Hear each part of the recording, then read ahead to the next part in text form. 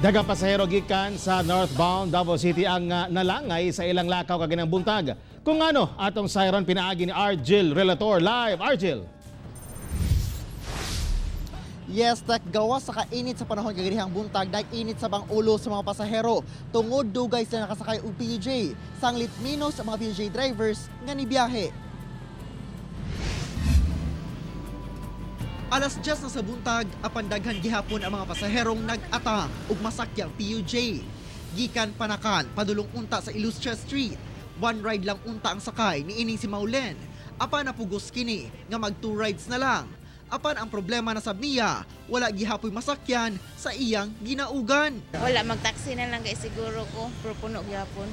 Nag 2 rides kining usa, gikan Tibungko ug nangatang na sab og masakyan sa buhangin. Hunong po diya sa may Panakan. Pagkapos Panakan, grabing pasahero, daghan jud kay pasahero ba niya. Mato nagduburay na lang, may nagsakan lang po laing nga bus. Dili problema na pagpasakay pa dong sa downtown. Samtang kining si Maria Fe, magduha ka oras na kunong naggulat nga dunay mabakanteng PUJ. Doon naman kunoy nagbiyahe, apan maihap lang. Puno pagayod.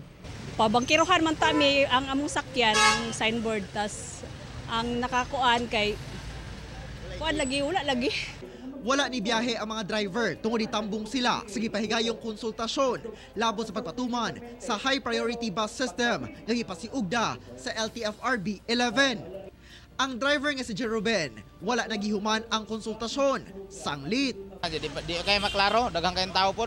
Uli na lang ka. Uli na lang min, dagan man min ang uli.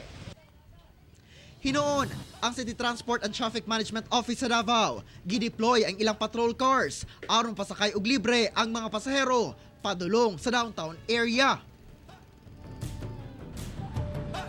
Human ang hitabong konsultasyon tali LTFRB 11 og mga PUJ drivers gilayon rasab nga nibiyahe ang maong mga driver.